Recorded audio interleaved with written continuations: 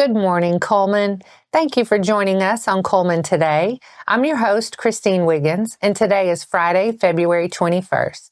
Coming up on Cullman Today, the Speedy Trial Act, Cullman High groundbreaking, and Cullman PD assistance. All of this plus sports, weather, and more.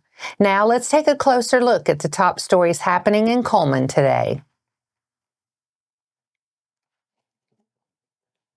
Alabama Attorney General Steve Marshall applauded the introduction of Senate Bill 176 and House Bill 307, also known as the Speedy Trial Act.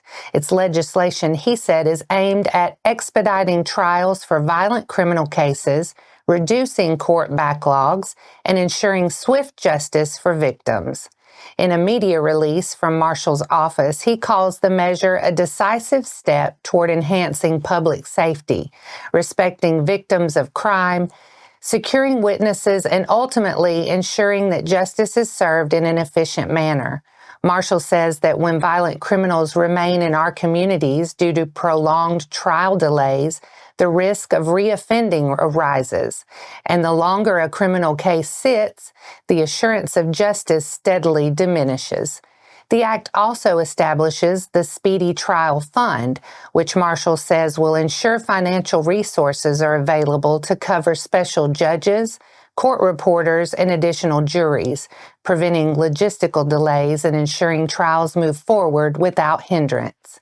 Chief Justice Sarah Stewart is grateful for this attention to the backlog of criminal cases and says keeping Alabama families safe in their homes and businesses is the primary initiative. Annabelle Howes was at Cullman High School recently for the groundbreaking on their facilities being built to ready students for the workforce. Cullman High School is taking major strides in preparing their students for a successful future. On Thursday, February 13th, the groundbreaking on their new career tech and STEM facilities took place. For years, Cullman High School has strived to enhance its career and technical education program, and with the addition of the new facility, students will be given more of a hands-on opportunity. The new addition will bring new programs, including engineering, cybersecurity, computer, and health sciences.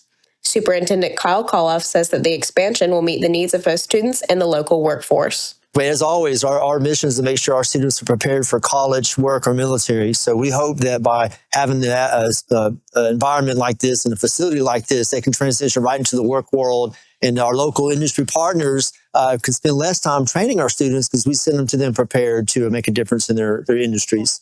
Construction is already underway, with the project expected to take 18 months to completion. Through this new expansion, Cullman High School remains focused on its goal: inspiring students for lifelong success. This has been Annabelle Howes with Cullman Today. The Cullman Police Department is asking for the public's assistance in identifying the subject in these photos. Sergeant Shannon Cheatwood needs to speak to this individual concerning an incident that took place in the city of Cullman.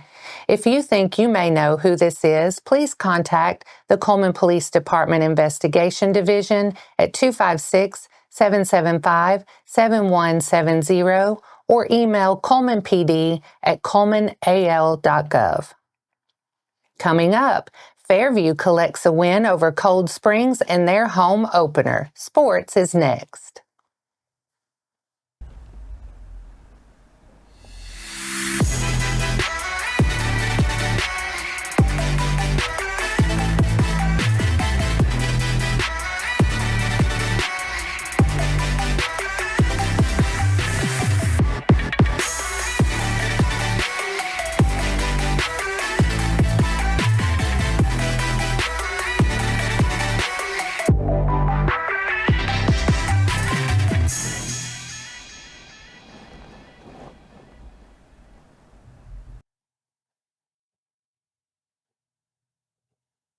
Welcome back. Let's lead off today's sports segment with a look at one of this week's local baseball matchups. The Fairview Aggies hosted their home opener against Cold Springs Tuesday night, and after falling behind early, they plated 5 runs in the third on their way to a 10-3 win over the Eagles. Cold Springs struck first in its opening at-bats. Aiden Black drew a leadoff walk and later scored on a wild pitch to give the Eagles a 1-0 lead. Fairview loaded the bases with one out in the bottom of the second, and Colin Nelson's sacrifice fly tied things up. Cold Springs broke the tie in the top of the third. A walk and an error put runners on the corners with one out for Boston Archer, and he hit a 2-run double on the first pitch to give the Eagles a 3-1 lead. The Aggies responded in the bottom half of the inning. Camden Cullen hit a leadoff single and later came around to score an RBI single from Jackson Robertson to cut the lead to 3-2. Later in the inning, Barrett York hit an RBI single to tie the game at 3. Colton Jennings followed that up with an RBI triple, and Ben Bryan added an RBI single to put Fairview in front 5-3. Bryan and Robertson both scored on wild pitches to stretch the lead to 7-3 in the fourth, and Fairview added to its lead in the sixth. Connor Scott and Cullen each scored on wild pitches, and Jackson Ernest drove in a run with a ground ball to wrap up a 10-3 win over Cold Springs.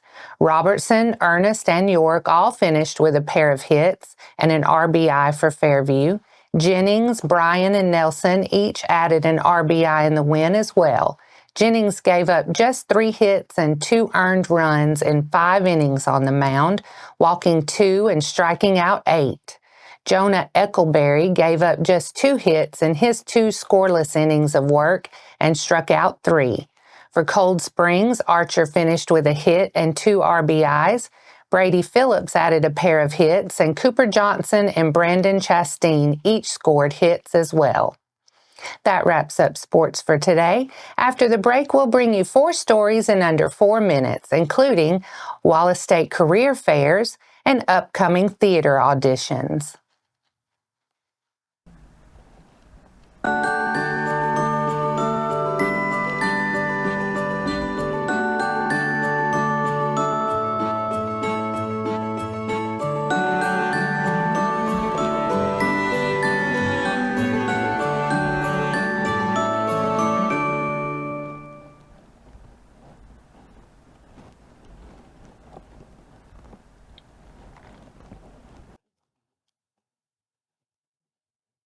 Welcome back. Now it's time to speed things up with a news rundown. 4 stories in under 4 minutes. Severe weather can strike anywhere at any time. It includes dangerous conditions like thunderstorms with damaging winds, tornadoes, large hail, flooding, flash floods, and winter storms with freezing rain, sleet, snow, and strong winds. Community Action Partnership of North Alabama has provided us their parent tip of the month, information on severe weather preparedness. Being weather prepared in your home can be as simple as having a flashlight and batteries, knowing where to take shelter, being able to stay informed, and having a first aid kit. Knowing the difference between a watch and a warning is very important. A watch means there is potential for severe weather. A warning means severe weather is happening or about to happen, and you should take shelter. Be sure you have 1 or more of the 6 ways to receive weather alerts, like a NOAA weather radio, a TV with a local channel, or you can hear outdoor sirens. In the case of a tornado warning, have a plan for getting to shelter, like a basement or interior room without windows. Being outside is not safe. In case of flooding, remember the phrase, "turn around, don't drown." Walking, swimming, or driving through floodwaters can be dangerous. If your car is trapped in rising water, stay inside your car. And if the water begins rising inside your car, try to get on the roof immediately. And finally, creating a checklist with items you see here can be an activity for the whole family to get involved with as you prepare for severe weather. Wallace State is hosting a couple of career fairs in the upcoming weeks. These fairs are designed to allow students and employers to meet and greet, establish professional relationships, and discuss potential job or internship opportunities. The Health Science Career Fair is on Thursday, February 27th from 9 a.m. to 1 p.m., and the Campus Career Fair for academic and technical fields is on Thursday, March 13th from 9 a.m. to noon. If you're an employer looking to take advantage of this great chance to hire job-ready employees, scan the QR code to register. The cost of a booth is $150, and lunch is provided for up to 2 representatives. The Cullman Community Theater is holding auditions for Fiddler on the Roof. Audition dates are Saturday, February 22nd between 1 and 6 p.m., Sunday, February 23rd between 2 and 7 p.m., and Monday, February 24th between 5:30 and 9:30 p.m. You do not need a scheduled time to audition. Pick the date and time that works best for you. Check the Cullman Community Theater Facebook post for more information and for instructions on how to best prepare for your audition. Cullman's Tucker Gambrell joined the Culver House Ambassadors following a competitive selection process. The Culver House Ambassadors are the official student representatives, tour guides, and recruitment agents for the University of Alabama's Culver House College of Business. Members are recognized as the most qualified undergraduate students in the college. And that's your 4 stories in under 4 minutes. Now for a quick break before we look at the weather ahead and pay our respects with obituaries. I'll be right back after this quick message. Step into Cullman, where local heroes and community spirit shine. Introducing Community Matters Magazine from the Cullman Tribune, your guide to inspiring tales and community spirit. Celebrate our local champions and dive into the festivities at Christ Kindle Market. Feel the season's cheer and discover stories that inspire.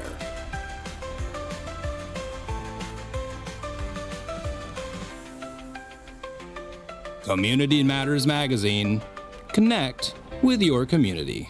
Find your free issue at these locations or download a copy online.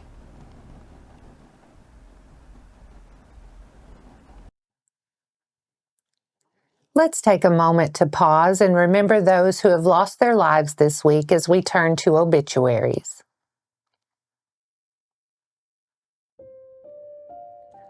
Paul Edward Sansing, Jr., 60, of Cullman, passed away on Wednesday, February 19th. A memorial service will be held at a later time. Dale Edward Hardin, 60, of Cullman, passed away on February 15th. Friends are invited for a time of visitation today from 1:30 p.m. until services begin at 2:30 p.m. All services will be held in the Holly Pond Funeral Home Chapel. Burial will follow services in Etha Cemetery. William Will Lucas Shaver, age 38, of Clarksville, Tennessee, passed away on Monday, February 17th. William will be laid to rest at Garden City Cemetery. A graveside service celebrating his life will be held Saturday, February 22nd at 1 p.m. Larry Kenneth Hayes, also known as Honey Bun, 72, of Hanceville, passed away. A graveside service will be at 3 p.m. Tuesday, February 25th at Mountain Grove Congregational Christian Church Cemetery. Visitation will be prior to the service from 12 until 2 p.m. at Hanceville Funeral Home. Our thoughts and prayers go out to their friends and families. Now let's take a moment to look ahead at your weather forecast. Sunny skies today with a high near 41 and a low around 23. Still seeing those single-digit wind chill values though. By Saturday, we might see 50 with mostly sunny skies, then a low around 24. Sunday starts the gradual warm-up with a high near 54 and a low around 32. And that wraps up today's edition of Cullman Today. Thank you for sharing your morning with us. And remember to stay connected by following us on social media and visiting CullmanTribune.com for the latest from our community.